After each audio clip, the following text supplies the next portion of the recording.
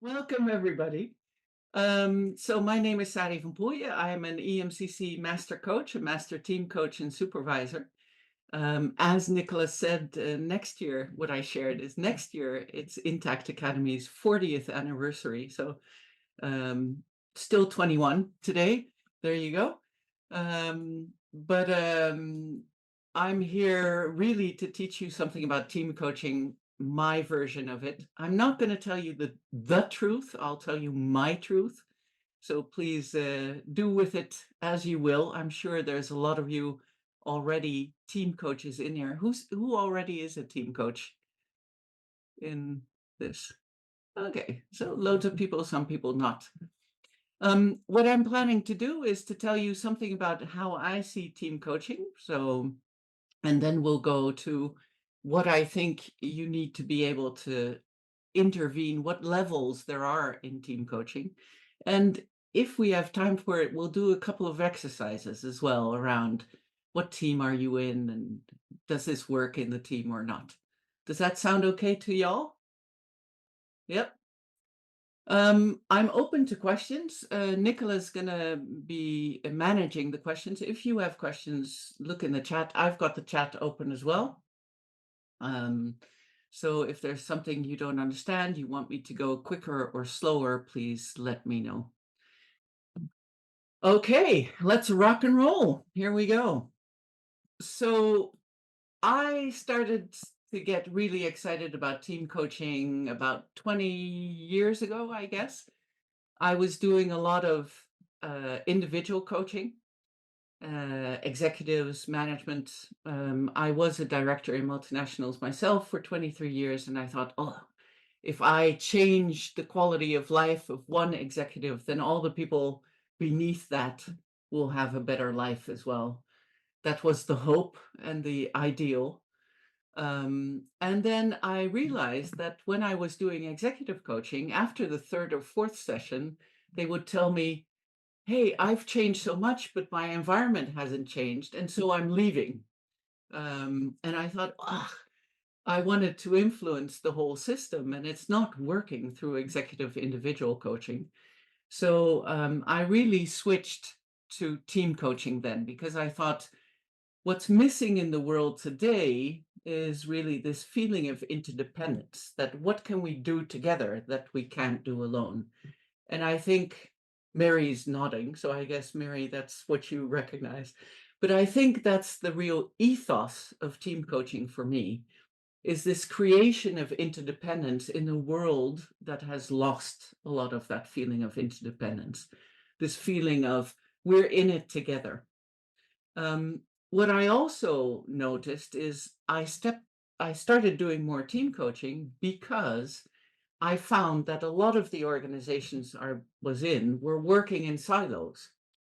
And that's great. You know, you can work in silos, you can perform as a group, but everyone was doing work separately and they were great in their own little bit. But as soon as it came to process acceleration or process improvement or innovation, they weren't able to do it very quickly because they had no interconnections. Does that make sense to you? Yeah. And what I realized is as soon as a business has to move towards this process improvement, innovation of service and products, they really need a team. A group is not enough. A group will work separately, but together they can really work cross-disciplinary, and cross-functional cooperation creates innovation. Okay. Innovation, for those of you, this is really what I do all day, but innovation is usually at the edge of systems. So it's in between disciplines, or it's in between the organization and the client. And so to be able to innovate, you need to cross those boundaries and create cross-functional cooperation. And you can only do that well in teams, not in groups. Does that make sense? Yeah. So that's the whole reason I really switched. I still do some executive coaching, usually as a preparation for team coaching, but my whole focus is how can we create interdependence in the system so people can accelerate their processes and innovate better? I have a true belief that we need that more in the world today, because if we don't innovate, we won't be able to solve the problems in the world we have today. And so there's a real value base for me in pushing this team coaching in the world. So the last sentence in that little bit is, we focus a lot, certainly in the West, on autonomy. And I think with executive coaching, you tend to support autonomy in the world. But really, when you're team coaching, we focus on homonomy. So how can we work together? What can we do together that we can't do alone? That's the basic question. The meta competence for team coaches, but also in teams, is partnering. If you can't partner well, probably you can't team well. Does that make sense? Yeah. So as a team coach, obviously, that also means that we have to be able to partner well. And that's often a challenge in training team coaches.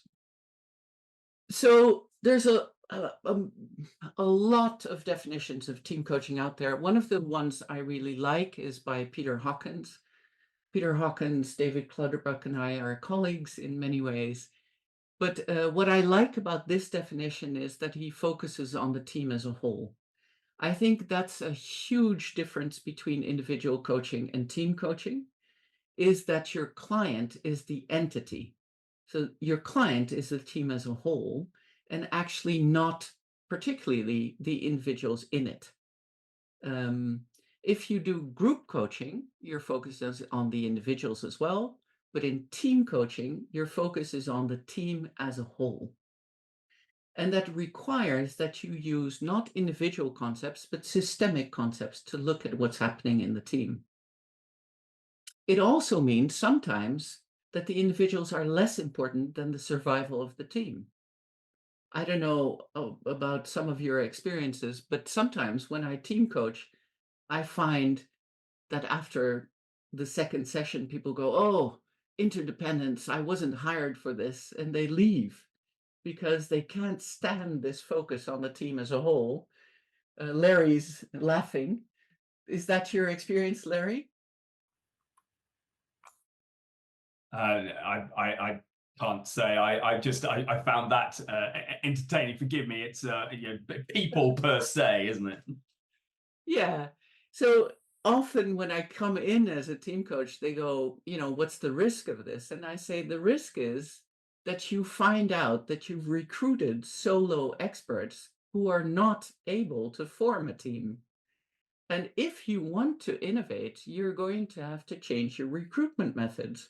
You're going to have to focus not only on their expertise, but also on their ability to be team members. Does that make sense? Yep.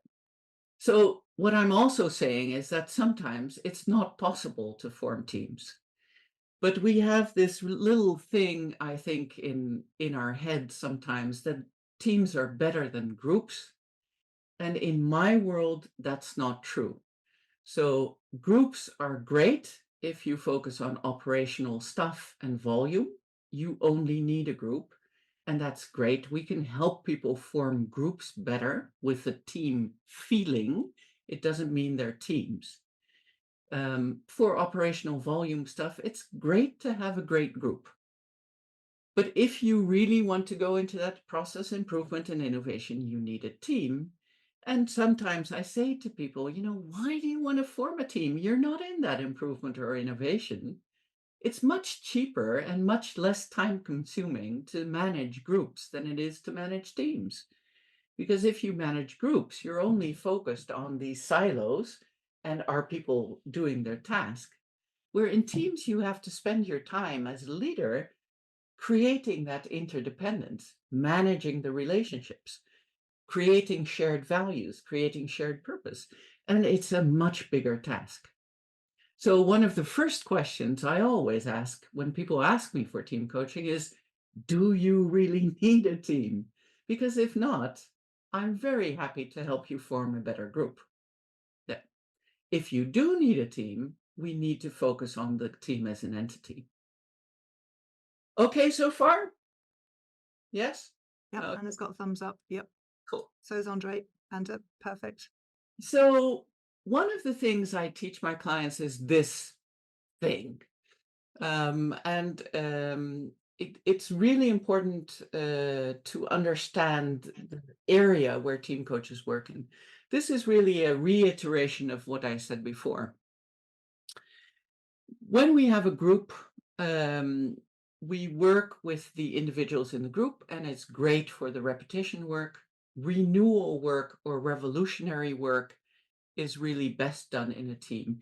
And the difference between a group and the team is the acceptance of interdependence. The acceptance of interdependence is a really big ask in the world today. Most people avoid interdependence because all of us grow up, at least in the West, focused on creating autonomy. And so to say to people, okay, you need a team, you want to form a team, but it means that you accept that my output is your input. And if I win, you win. If I lose, you lose, is something that's very difficult for people to accept nowadays. Is that something you also experience? Yeah, I see some people nodding. Yeah. So forming teams is a big deal, really, but it's necessary in the world today. How do you create teams? What do you look for? And so this is the model that I've developed over time, because what I notice when people ask for team coaching a lot, many times, they ask me because something is going wrong in the relationship. They say, please come as a team coach because, I don't know, Peter, Paul, and Mary are fighting, or they're not cooperating well, or they're not communicating well. And I call that a relational kind of problem definition. So most leaders start with that. They call me up and they say, hey, people aren't communicating well, they're not cooperating well. My first question is, tell me what's going wrong. What is the consequence of that? But mostly what I find what I found over time is that a lot of these relational problems are actually caused by the fact that the purpose and the structure isn't clear. So when Peter, Paul, and Mary are fighting, it's often because their roles overlap, or their decision-making process isn't clear, or they don't all have the same shared purpose or the same metric. So I work in a company now that's going from a regional company to becoming a global company. They've asked me to coach their global leadership team. And what I'm finding is, one, they're not willing to accept interdependence, but two, they're all working for different metrics. And if all of the different parts of that team are working to achieve something different, it's very difficult to form a team, as you can imagine. So one of the first steps I found in my practice is, first we have to work on purpose, direction, then we have to work on structure. Then you have a direction and a holder that creates safety if the structure is clear. It's only after that that I can work on the dynamics and the relationship in the team. And then after that, we work on the values and the reputation. And I'll say more about that in a second. If you start working, and a lot of people who aren't trained team coaches do that, they come into a team that's in trouble, they start working on the relationship immediately. Let's work together well. When the purpose and the structure isn't clear, actually the problems will become worse because it will escalate. You're doing an intervention at the relational level when there's not enough safety, clarity about direction. Okay, I'm going to I'm going to stop sharing a second because I want to look you in the eye when I say this. Okay, so let's just pause a little bit. So I will tell you more about the model in a second, but I just want to check in with you so far. So is this what you recognize as well about the structure, purpose, structure, relationship work? Let me hear a little bit about your practice. Just write it down. Or if anyone wants to say anything, I'm very happy to hear you. Yeah, Sunil. uh, I was going through the David Clutterbuck's model, and it says that when you do the initial diagnosis, you understand where the problem lies, whether it's a purpose or external forces or relationship or internal processes, and then you go deep dive and understand Cool. where you get the intervention. What I'm understanding now is irrespective of where the problem lies, whether it's a relationship or the dynamics, you start with the purpose. Yes. So I'm a little confused at this point of time whether you do the diagnosis and go to the point where the problem exists, or irrespective of whether the problem exists, you start with the purpose and then go the sequential. So I just want to more clarity on that. Fantastic question. I always make sure that the purpose and the structure is clear before I start to work on relationship. And it's partly theoretical, but mostly practical. I found if I do the presenting problem, what we call the presenting problem. So the complaint of the client is always at the relational level.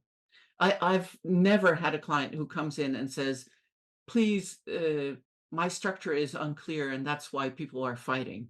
It just never happens that way. You know, a client calls up, they always call up with a presenting problem. So what their main complaint is communication and cooperation. It's always like that. And what I find in my diagnosis, it's almost always because the purpose and the structure isn't clear. And once we've clarified that, whatever's left of the problem, we deal with at the relational level. Yeah. It saves you a lot of work as well, because Sunil, to be honest, a structural change in a team cost me about 6 months. A relational change, something 3 to 6 months. A relational change cost me about 6 to 9 months. But if we really have to change the culture of a team, it takes me like 9 to 12 months. So if the problem is only in the clarity of purpose, I'm done within 3 months. It never is, by the way, but you know, just to just to be clear. Yeah. But so the answer to your question is irrespective of what the client comes with, and they always come with relational problems, I always start with purpose and then structure, and then I work on relationship. Yeah. It's like in a marriage, Sunil. If the boundaries of your marriage aren't clear, there's no point in doing couples counseling, because if the boundaries are shot, then nobody feels safe. Does that make sense to you as a metaphor? Yeah, it's same like don't believe your client. So you you go down to the root cause rather than just handling it on the symptoms or Yeah. where they are showing it. I always believe my client, and I am hired as someone with the expertise and the experience to help them figure out what the real problem is. I put it a little bit differently, Sunil. Roberto. Yes, thank you. You mentioned the matrix. You mentioned this case of a different team leader with different matrix. Yes. And here come my problem that I haven't understood exactly. Where are you leading to? Teams are often influenced by the board. Yeah, you're going like this, so I'm getting top down. The Yep. board that define the metrics. You know, if you work on a team, at least is my experience, as member of a team on which there was an intervention of a coach, you end up nowhere if the board doesn't change. So what's your experience there? Was that a real question, Roberto? Or are you telling us it doesn't change?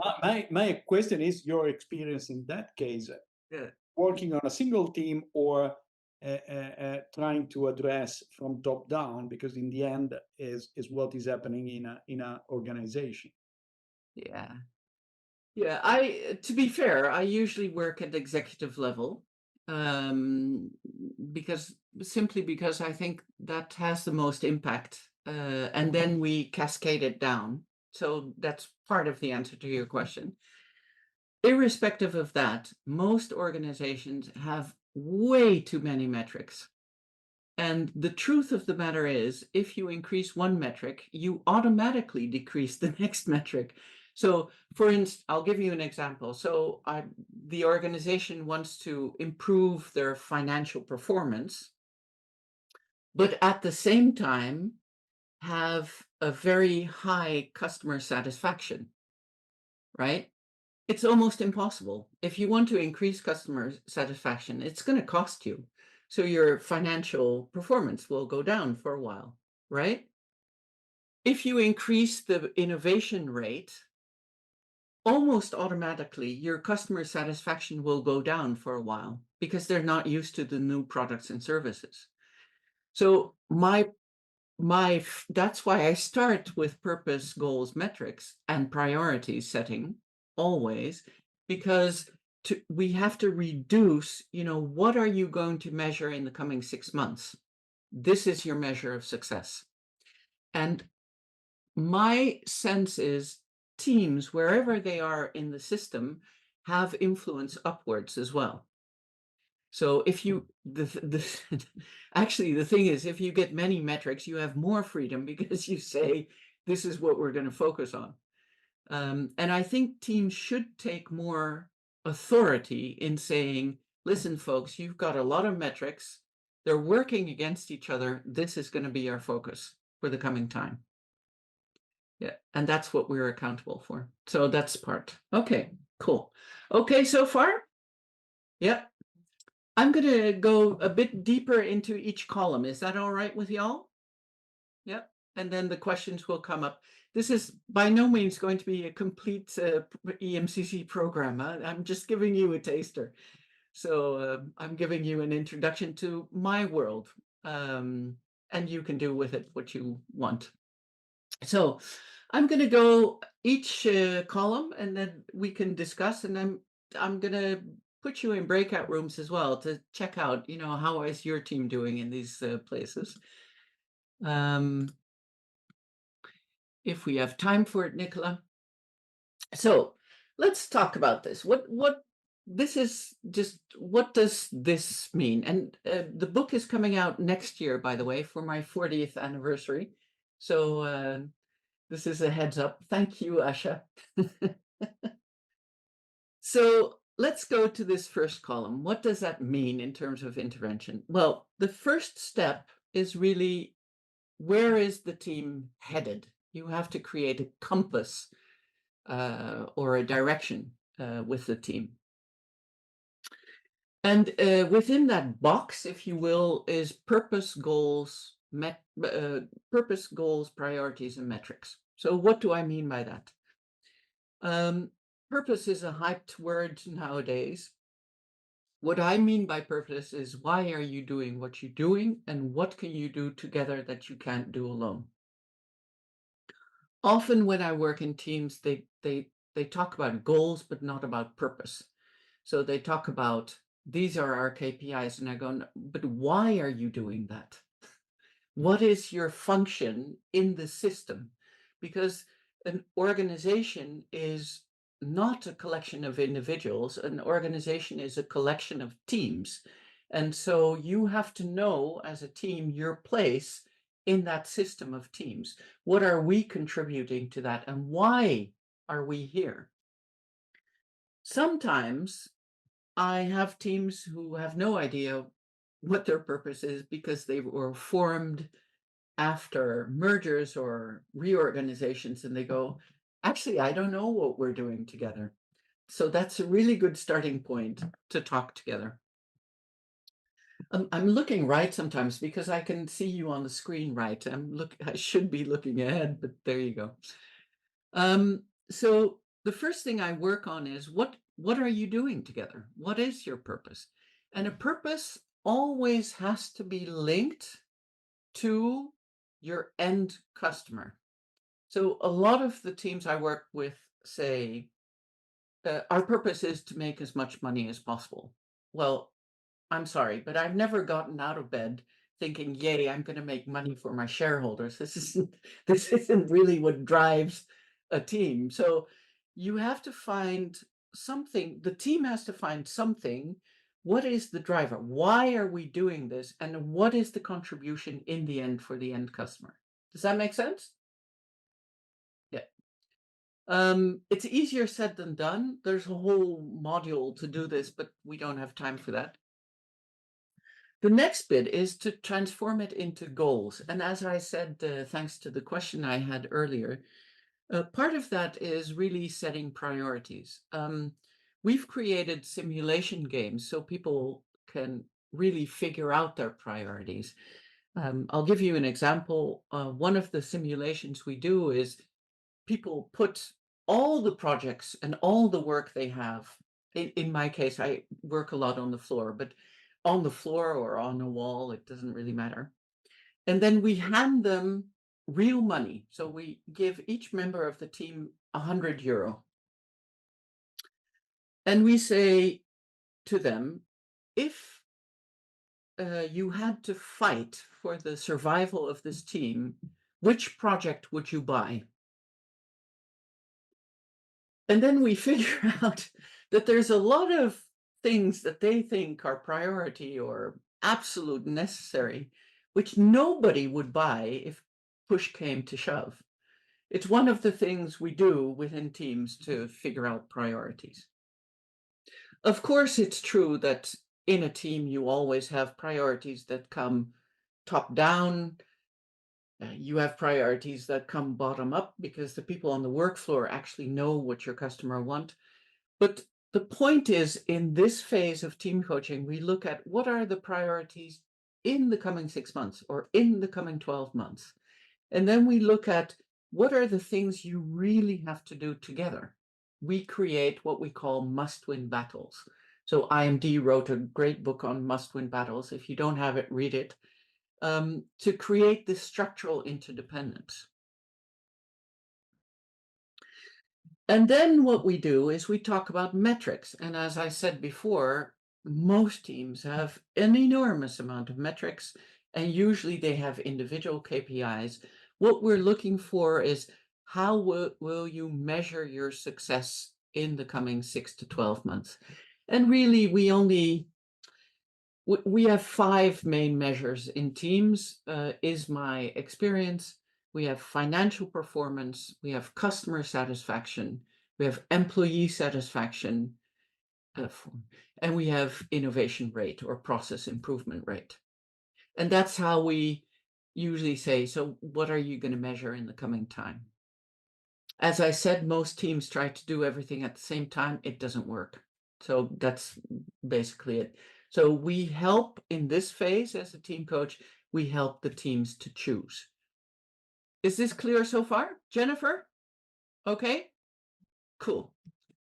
Got a hand up, Any Amanda. questions around this setting a direction with the team? Ander Rodriguez. Hi, well, thank you first for your lovely presentation till now, and let's rest. So I'm gonna make the cardinal sin of a coach, and I'm gonna ask 2 questions at the same time. Oh no, go on.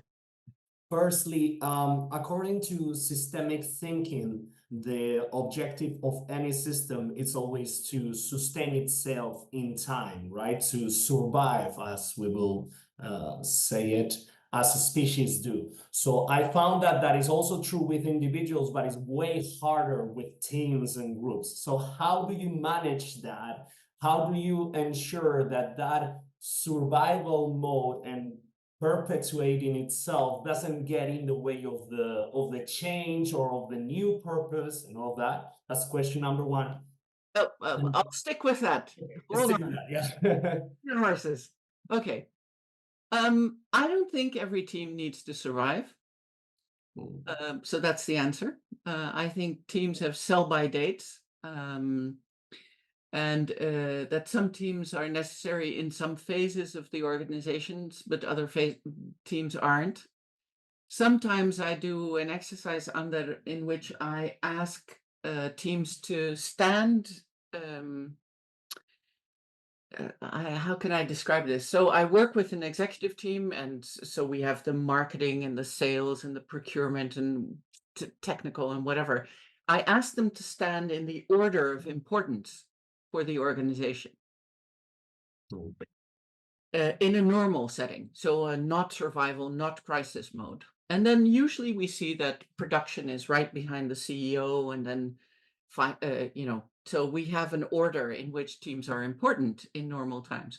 And then I ask them, so if it's crisis, you're about to go under, what is the order of importance of the teams? And then finance is the first one, and sales.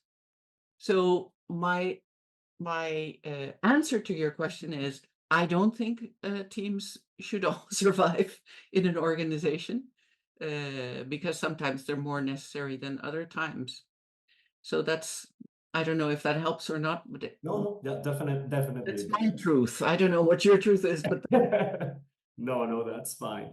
And the second question is, I haven't worked that much with teams or groups, and there's so many more elements than working with individuals. Do you have any recommendations, any ideas, any wisdom about how to find the point of least resistance, or the switching point that could turn the entire system when you work with teams?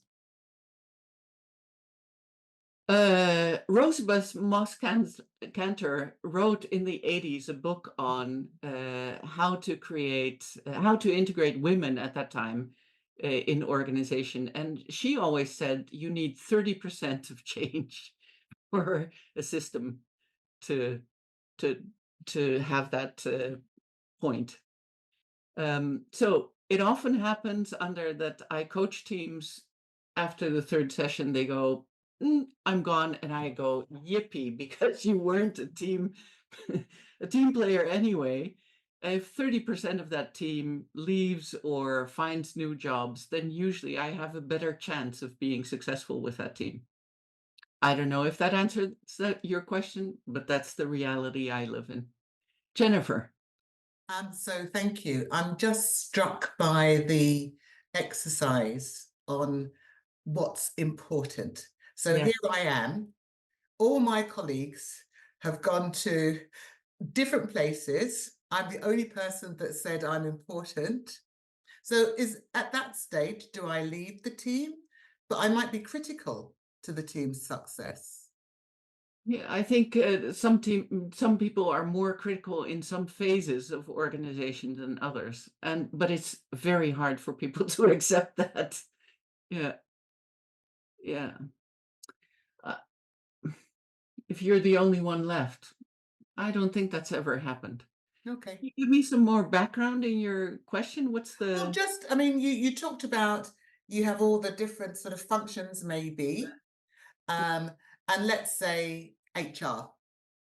Let's say HR. Okay. So you've got, and I'm going to be quite stereotypical, you've got lots of ebullient, extrovert people in the room, and HR, which is often a very unrecognized, undervalued part of change. And everyone says, what's most important is the finance and the operations, and the, I don't know, now digital person. And actually, if my €100 are going there, they're not actually going on HR. So the team, in a way, has said, this is what's most important. The person who's left, the HR person, is saying, okay, that tells me something. So number one is, yeah, absolutely, I'm walking. But is that the right decision? Because it's a critical part of any change. Yeah, one exercise of a whole suite of exercise we give to set priorities. So that's the first bit. So it's not as rough as all that. And HR, finance, purchasing, they have to, it's interesting because I work a lot in executive teams. I think HR gives away their power too much. So, and the way HR often gives away their power in teams is by taking a decision-making role instead of an advisory role. So this is a whole story in itself. I'd be happy to share a coffee. Okay, with Jennifer. that clarifies things Yeah. actually. And so those advisory functions have to prove in each organizational stage why they are so important then. But your role changes as the advisory Yeah. in each stage of development of the organization. Does that make sense? Yeah, absolutely. As the CEO, here are the line managers. They take the decisions. And in terms of constellations, HR stands here. Mm. Say, is this decision possible with the resources we have? And so you're always important as HR, but you have to prove it. You have to change your pitch. Yeah. that. Thank you. I say this as a global HR leader for 23 years, Jennifer. So Okay, I say it as somebody who works with HR and is often quite critical of HR. So thank you for that. okay, there's a whole background to this. Okay, I've seen you, Ozan. I'm going to go to the next column, but write your question. I'm sure I'll get the questions afterwards, or you can contact me. You can find me anywhere. I'm a very private person, but unfortunately for this job, you have to be found everywhere. So yeah. Okay, ready for the next bit? Yep, Helen is going like this, so I'll take you as the representative of the group, Helen Keddy. Here we go. So you've set a direction, purpose, goals, priorities, metrics, and then you go, do you have the right structure to accomplish this? Structure gives the boundaries of a group, who is in, who is out. It clarifies the hierarchy, the roles, and especially the decision-making process. Those are the things I look at when I'm team coaching. And all of those things together really determine who has what power in a team. Let's start with boundaries. Sometimes I have clients who I say, so who is the team coaching for? And they go, well, this is a true story. Let me talk about a real client. I had a client, startup, they had to go to scale up. And I said, so we're doing team coaching. Who's in the team coaching? And the CEO said to me, well, production, marketing, blah, blah, blah, blah, blah, and my secretary. And I went, okay, your secretary. So is she part of the management team? And he said, yeah, she's part of my, I have to say, they called me in because everybody was fighting in the management team because they were all, in this dynamic. And so I said to him, so why is your secretary in there? And he said, well, she replaces me when I'm on vacation, which explained to me very succinctly why they were all fighting, because obviously the decision-making processes and the roles and the hierarchy weren't very clear. By the way, it's a true story.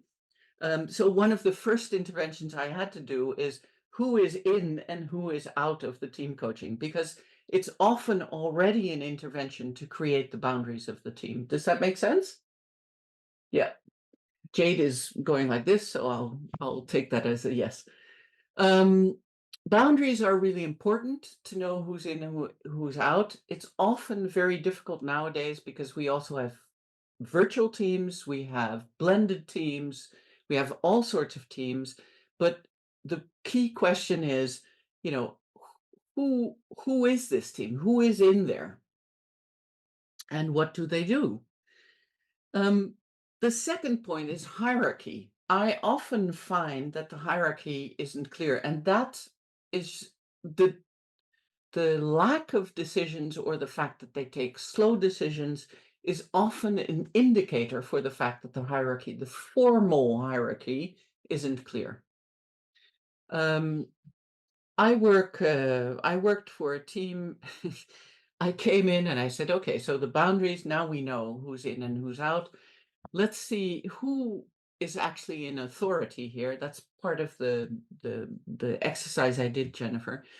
And they said, well, no, we're all kind of equal here. Even the team leader said, I'm just a member. And I thought, oh God, here we go. This is sometimes I get teams where leaders say, it's almost by chance that I have the job. I'm just a member here. Sometimes I have a position. And I think it's really bad for a team. You do need hierarchy. And this is, I know it's pretty controversial because nowadays we have distributed leadership as the trend. And my truth, but it's not the truth, so you can do whatever you want to, is there needs to be a leader in the team. In the 90s, I set up a lot of self-managing teams. And all of these self-managing teams reverted after 6 months to having informal leadership, at least a coordinator. And then after 12 months, they reverted to having a formal leader. I think we're built that way, but maybe that's just me. I think this abdication of leadership is not a good way to create a healthy team, and it's not a good way to create cooperation. So this is an opinion, and it's my working experience, but you can think whatever suits you and works for you. One of the key elements in this structure is I ask people also, how do you take decisions in this team? And often they cannot answer me. So, and for me, that's an indicator that the structure isn't clear. So one of the things I really work on with a team is this figuring out together, how do you actually take decisions? Often, because I'm also a startup coach for the European Union, so often I come in teams where in the end, the CEO takes, or the leader takes every decision from the color of the toilet paper to the strategy. And it's a blocking, it really limits the capacity of the team to work together and to move forward. Have you ever worked in teams like that, where the leader takes all the decisions in the end? I'm looking around. Yes, Stephen has. Okay, yeah. So creating a process together for decision making where it's clear what role everyone has to play is actually a way of liberating the team energy and the team capacity to take decisions, but also to have a healthy structure. Nope. So again, I'm going to look you in the eye. Well, some people at least. Isabel. Thank you. Hello. Yes, thank you for this amazing presentation. I have a question in terms of these teams. If there are team members that choose not to be decision makers, should they not be part of a team because they're not brave enough to own and, their level of ownership within the group isn't as strong as it needs to be? I think in a group, usually it's okay if some people take decisions or not. But if you work as a team, you're co-leaders, you're not only members. So people have to learn to be empowered to, my influence is important. My voice is important in this. So actually, by doing structural work, you're already working at the relational level. What happens if people don't want to participate in decision making? Geez, that's an interesting question. I'm not sure how to answer that because it seems like part of a bigger problem because I'm already hearing stuff around leadership style. I'm hearing stuff around, do they actually realize that a team functions together? You're all interdependent. Has that been put in the foreground enough? Is there enough psychological safety in your team? It's one of the conditions for team coaching. Yes. What is the leadership style of the team leader? There's all sorts of questions coming up. Yes. Okay. I think if you're in a leadership team and you don't want to be accountable for decisions taken, then I would really question that. Yeah. Yeah. Sometimes it takes time before I work a lot in the Balkan countries. I notice some people are from there, but the culture of leadership is very different there, and sometimes it's really in education is a process of learning that it's okay to have a voice in those kinds of contexts.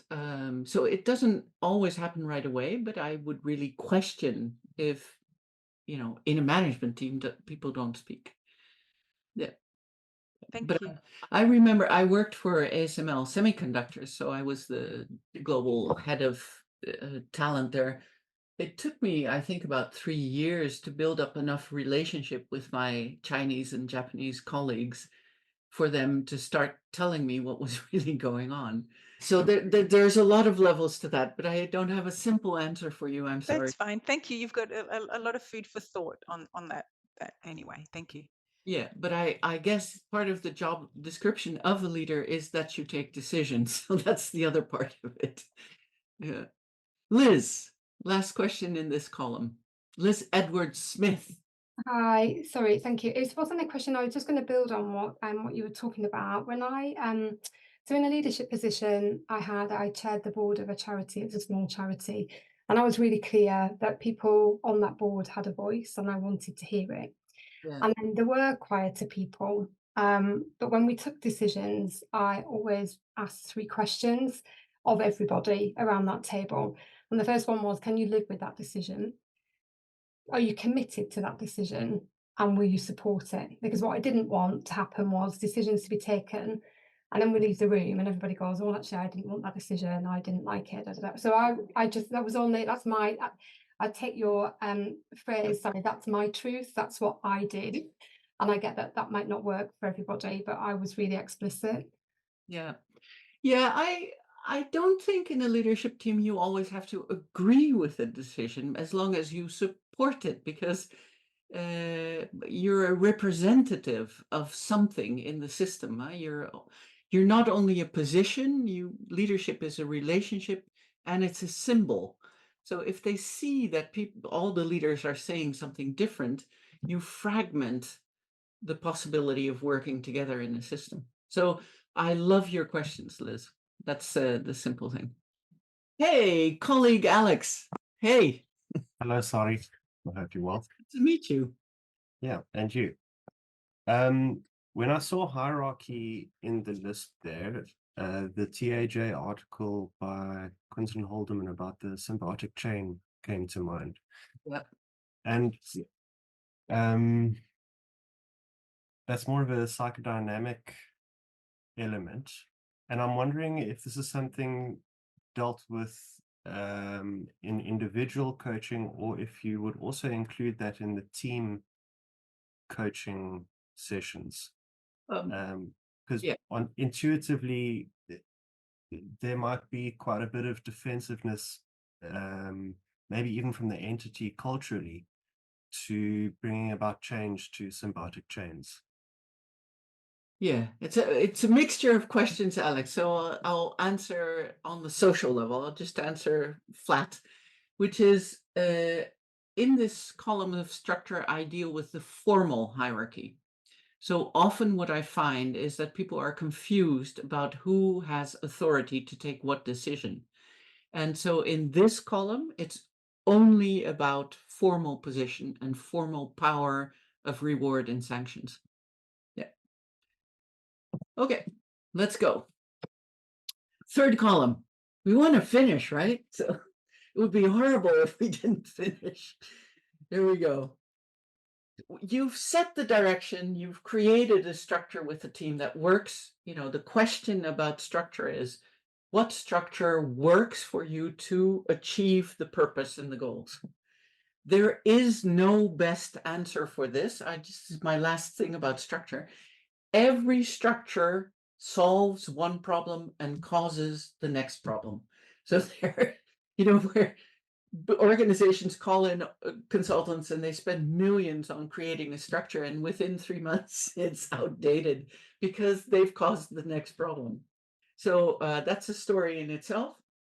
But the question here for the team is, what structure works for you now to achieve that purpose and the goals? Okay, that's my last word for now on structure. After you've done that, you can start working on the relationships, whatever's left of the relational problems.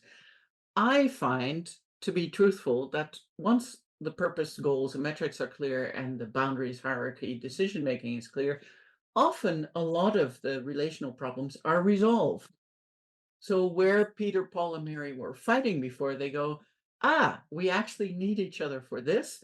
This is my specific input. This is my specific contribution. My input is your output. We have to work together better. So a lot of the problems are already solved. Sometimes they're not. And I look at 4 things in that.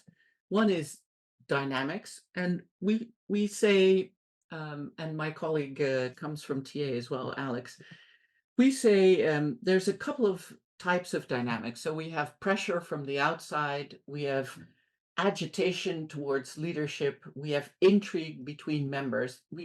In my world, I call these red dynamics. So they're disruptive of boundaries. What counteracts that is cohesion.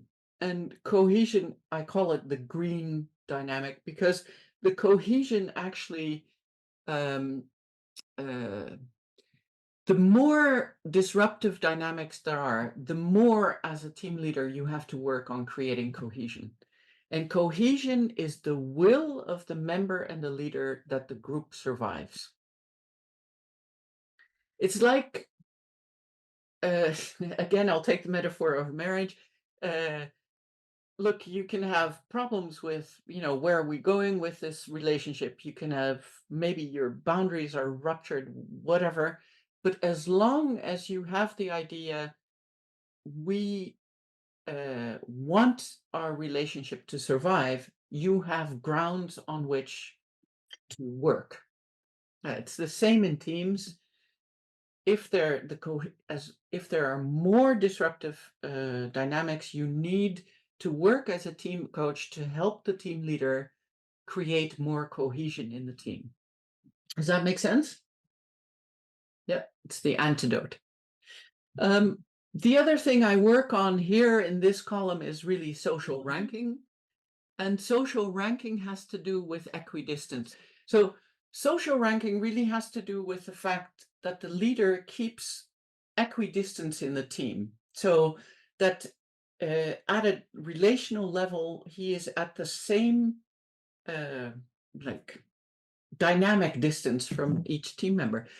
And I say this, I've added this really to the portfolio of what I look at, because often I come in teams where the team leader has favorites. And so they have some people they talk to a lot, and other people they don't talk to a lot. And this creates disruptive dynamics in teams. I'm working with an HR team now, with a team in Paris. They want to form a really cohesive team.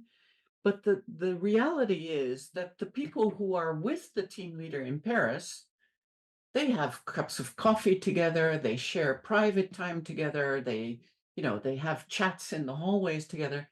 And the people who are in Asia, Pacific, in the US, in other countries, really feel more distant because they don't have that informal time. And it's like a family. If you treat some children, differently than other children, you have disruptive dynamics in your family. That makes sense, right? So this team, there's a lot of jealousy and envy and a feeling that they're not getting all the information that the people in France are getting. That makes sense. And so in terms of social ranking, they feel much more distant. And so there's a lot of agitation against this leader because of that.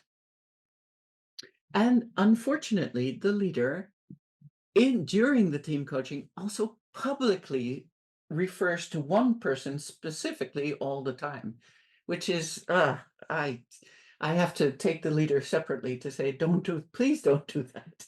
You have to keep equidistance. So as a team coach, I look at dynamics. Can I help them increase cohesion? I also look at equidistance. So can I teach the leader to keep that equidistance with his people, because else they create really negative dynamics. Sometimes leaders say, and it's how do you say that? A cliche almost. Leaders say, yeah, but I feel lonely, so I have to confide in someone. I go, if you feel lonely, talk to your peers, not to your members in a different way, because it's at that level that you have to create cohesion, not with, having favorite friends in your team. Does that make sense to you? Yep. I also look at personas. I won't talk about that a lot. It is how much can you be yourself in your role? But I do know that these three things together determine your influence in a team. And if you want to empower the team, you make sure it's very cohesive, that it's equidistant, and that people have room to be themselves. If that's the case, they will feel empowered. Okay. Right. I'm going to look you in the eye for a very short while now. Ida and then Larry. Ida, if you're here and you're happy to come on. I'm here. Hi. Hey. Sorry, this is wonderful session. My question is, how often do you coach senior leadership team, -1 level from CEO, without CEO himself being present? And what, in your opinion and experience, are pros and cons of such an arrangement when there is the leadership team being coached with CEO being in the distance? Okay. So team coaching for me is a very specific process. So what I do is I speak to the leader separately. So I have 1 hour leader sessions, and then I have team coaching sessions with the leader in the team. I never work with the group without the leader there. I suppose that's part of the answer to the question. Because you are not a replacement leader. You are there to help the leader work with their team to become better performers. You are, team leader members, you're here. Actually, literally, when I do team coaching live, I sit to the right. I don't know if you can see this, but I sit to the right of the leader. I am not sitting in front of the group. The leader sits in front of the group because that's their position. Okay. So I guess the answer to your question is I never do team coaching without the leader present. Yep. Okay, so Larry's in with a hand. Hiya, Larry. Hello again. Thank you so much for this morning. Fascinating stuff. We're not there yet. I'm intrigued by the geographical distance question. Yeah. If you've got so to use your physicality, you had a sort of a team here in Paris, and then you've got a team in Asia, and there was this advisal that the relational distance or equidistance. Yeah. How would you suggest? How do you coach people to keep that equidistance when they are in a physically confined space, as it were, for want of a better term? So the solution they found was that the team leader actually created informal coffee time together with her team, virtually. Sometimes I had a colleague who I used to do team coaching with, and he said, well, he did a really interesting experiment. I don't know if this is helpful or not, but it just came up. So he said, I can solve this equidistant relational stuff. And I said, oh, really? How are you going to do it? And he said, well, I just put badges on people for a week. This is a true story. He put badges on people for a week, and he recorded who and what conversations they had with people a week. And then he categorized. And so he found what relationships were stronger or weaker in the team. And then he said, I said, so now what? How are you going to solve this? And he said, well, it's simple. He did live coaching. Huh? We did live coaching. He said, it's simple. We're going to buy a bigger lunch table. And we're going to tell the team that they all have to have lunch at the same time together. And it worked. And I thought, bugger, I'm doing all this intrapsychic work, working really hard. He just buys a bigger lunch table. And it actually, the team transformed radically because they started having informal talks, sitting together, having lunch all the time. There you go. How do you solve it? You find a way in which you can I teach the leader not to have favorites, to find their sharing partners at peer level or outside the organization, but not with their members. It's really important.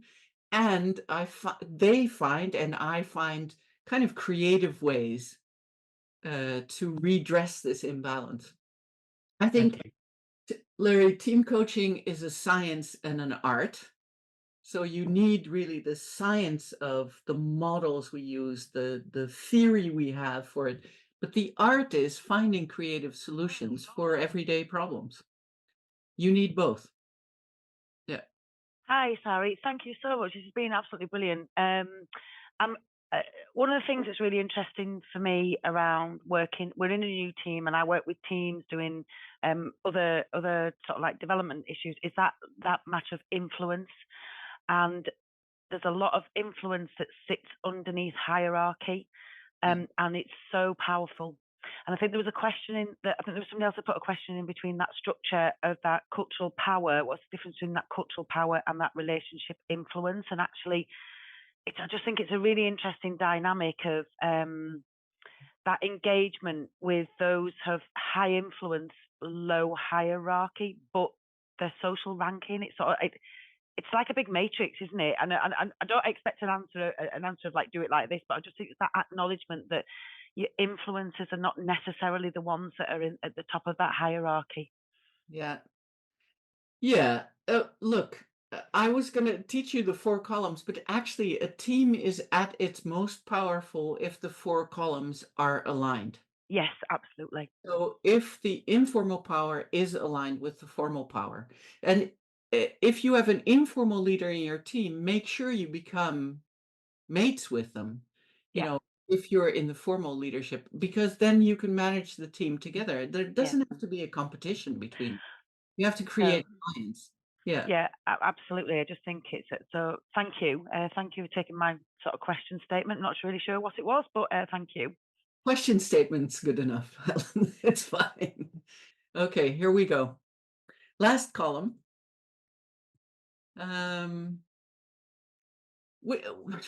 my kind of professional world, we'll call it psychodynamics. When I speak to clients, I call this the column of culture because they understand culture. And I think culture is a bit overused. It's become a very, when we speak about culture, what do you mean? It's very difficult. And I think we create culture every day in every way, really. We've been together for 1 hour and a quarter. We've already created the culture together. Which might be the same or very different from your other workshop or webinar experiences, but we've already created kind of a culture. I've created it, but you've created it with me. So I think culture is something we do in our daily transactions, really. You build or break cultures. I had one leader, I think, for difficult team coaching for me. It's a very very authoritarian leader in a team, and but he knew he was moving on to a different level as a leader, and he wanted to leave behind a team that could behave more autonomously. Okay, fine. The fact of the matter is that through his style of leadership, he'd created a team that were very passive and he complained all the time that they weren't taking initiative. It's an artifact of his leadership style. And so we did this whole team coaching, and we built a direction, a structure. We created more cooperation at that third level. And then we were talking about culture. And so we had a session where they had a World Cafe. They could speak and ask questions of each other. And he did an intervention where he actually said, he started persecuting people. He started saying, no, it's not right. Give me the answers now. And I thought, oh, all this work. And he's broken the culture that we tried to establish immediately. That's why I say culture is made through transactions, through what you say and do every day. So that's kind of my prologue for this. What do I look at as a team coach in this little vessel of culture? I look at imago, how do they see themselves, and what is their reputation in the organization? I had a team, a medical team in the pharma industry, and they complained almost all the time that they were undervalued in the pharma industry, and they weren't taken seriously, which is so. And I asked them, what do you feel like? And they came up with, we actually feel like Calimero. Has anyone seen Calimero, the cartoon Calimero, the little duck who complains all the time, I'm small and they are big? Yeah, well, anyway, it shows my age. So as an exercise, I provoked them. I said, okay, next meeting, anytime you hear someone complain, I'm giving you little paddles. I bought little ping pong paddles, and I put a picture of Calimero on it. So anytime you hear someone complain, please correct each other by holding up the paddle that this is your normal process of creating a culture of being a victim in the system.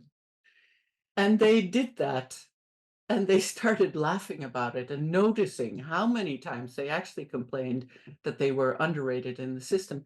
And eventually they stopped doing it. So that was, thankfully, it was an impactful intervention for them.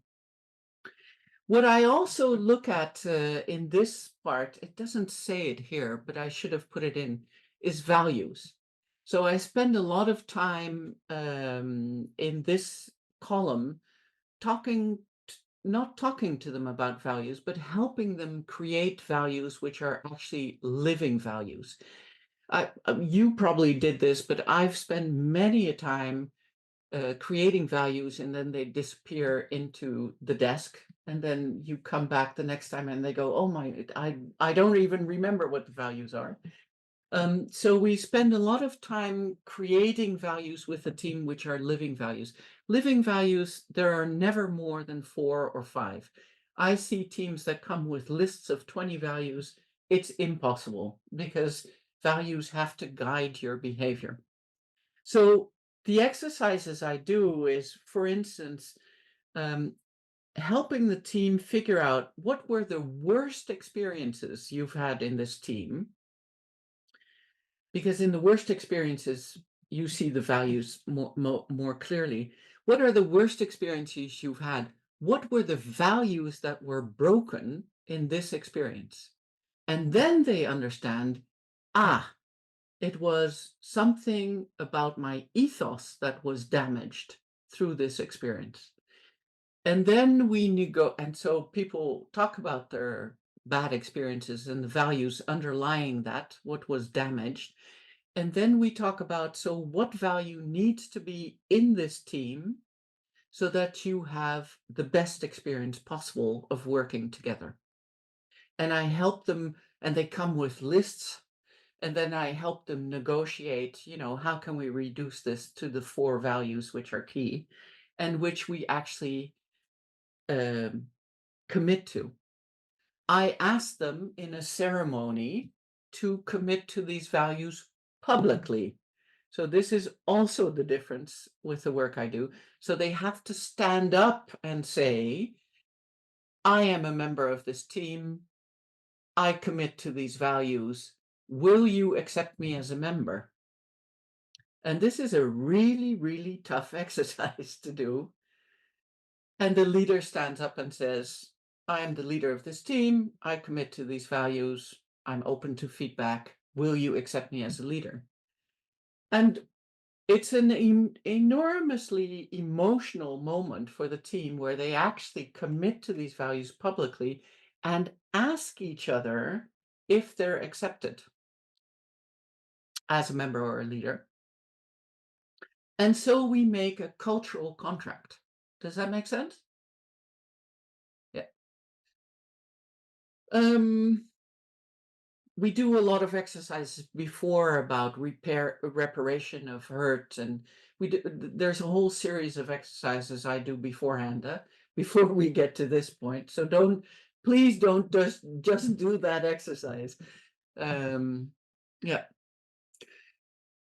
After we've done all of this, hopefully there is alignment between these levels, and the team is more powerful, able to perform together. They know what they're doing together and in what structure they're doing it and how they cooperate. So that's a bit, I'm going to go back to looking you in the eye again to see if there are any questions or comments about this. René, I'd left you last time. Please speak. Thank you. Thank you very much, Sari. And to ask me to hold my question, I try to shape my question in the right way. When you talk about the third column, relationship, and also in the second column, structure, you mentioned about your experience talking about Korea and China and Japan, right? Regarding to the hierarchy. So for the René, yes. For the relationship, because we know team coaching is popular now, and we know it's needed. But also in some team, I'm not sure, team coaching, it's okay to do that because, for example, in China, Yeah. just now you mentioned about you never done the team coaching without the hierarchy, that the team leader presence. But in China, most of the workshop or some coaching, environment, they try to do the coaching or discussion workshop without that direct manager or leader over there. Otherwise, when their leader appear at the presence, they just totally mute themselves. Yeah. So that might damage, the Yes. whole system in your intervention. What do you think? I would like to listen to you. I have a similar experience. This losing face and is a big component of working with Asian teams. I think there's a long prologue I do, like a pre-team coaching process that I do to be able to work with teams there, which has to do with trust, with empowerment, with learning how to speak up, with respecting hierarchy, but also respecting the contribution of others. So I really get your point, and I work with it by having a whole process before team coaching, if I ever get to team coaching in China. So yeah. So I don't know what else to say, but that's my text about that. Yeah. So I want to confirm with you, it's workable, but we need to do more things. That's you confirm with me. Thank you. Yeah. So there's no shaming in the system. That's okay. That's the difficulty I find often there. I'd be interesting to have a discussion about what is possible in different cultures and with different groups. Yeah. Marie-Laure. Thank you. Thank you, Sari. Yes, I had two questions. One is, what if the leader is the Calimero when you gave that example of the complaint about the Yep. non-performance of the team, and then the second one, I think I forgot now, but you can maybe already react to that one. Yeah. Well, it's funny you asked that. Very astute. Actually, his eldest brother was higher ranking in the same organization. And so there was a whole family thing around him being the younger brother and feeling, so there was a whole family history there as well, Right. which is why I always have leader coaching, then team coaching, then leader coaching. I never want to surprise a leader with what I'm going to do in the team. I want to strengthen their position, not undermine it. So in the leader coaching, I address a lot of the things I see happening between them and the team. So I don't want to shame or guilt them. So Right. I coach them separately, and I prepare them always for the next session. I ask, this is what I'm thinking of doing. Do you think that's the right thing at the moment for the team? And sometimes I have leaders who, I had a leader, I think 2 weeks ago, I was supposed to work with an HR team of a German company somewhere. And I said, this is coach speak. So let's say, what's the presenting problem? I wouldn't say that to so what is your complaint? What's going on? And he said, well, I really want to work on trust because people don't trust each other in this team. And I said, so this is the way I usually work. It's a very personal way of giving feedback in a team. And he said, yeah, but I don't want you to give personal feedback. Okay. And so I said, well, it's going to be really difficult to work on trust if we're not going to engage with each other personally, because usually if there's a trust issue, something has happened in the process of the team. It might be historical, but something real has happened. Either in their lives outside, but most probably in the team, that has broken trust, and you haven't addressed it, and it's escalated. And then at a certain moment, people say, I don't trust anymore. And so we're going to have to talk about the history of the slow demolition of trust in this team, and it's probably anchored in personal experience. And he said, no, I'm not willing to do that. And I said, I'm sorry, I'll refer you to someone else, but I'm not the person for you to do that work. Yep. Yes, sorry. I have a small one. Right.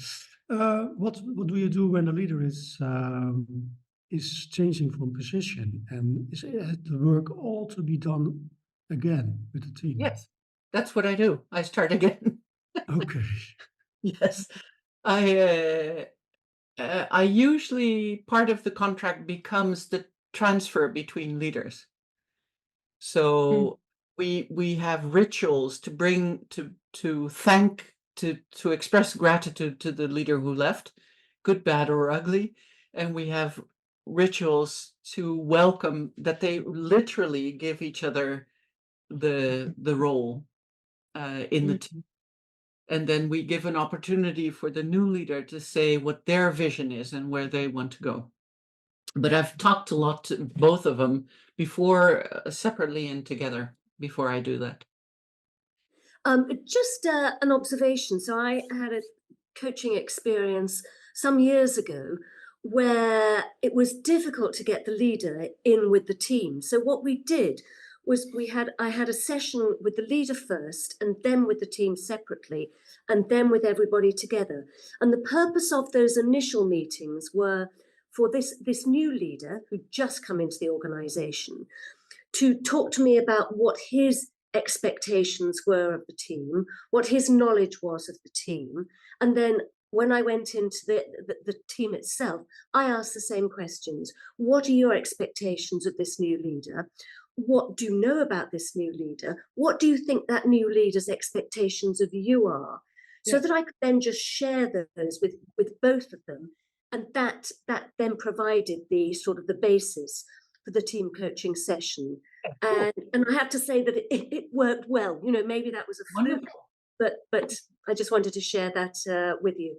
There's a whole process of discovery before any team coaching. So I speak to everyone separately about their experience of the team. So of the team, not of themselves. So I do the same thing. Fantastic, it worked. Thank you.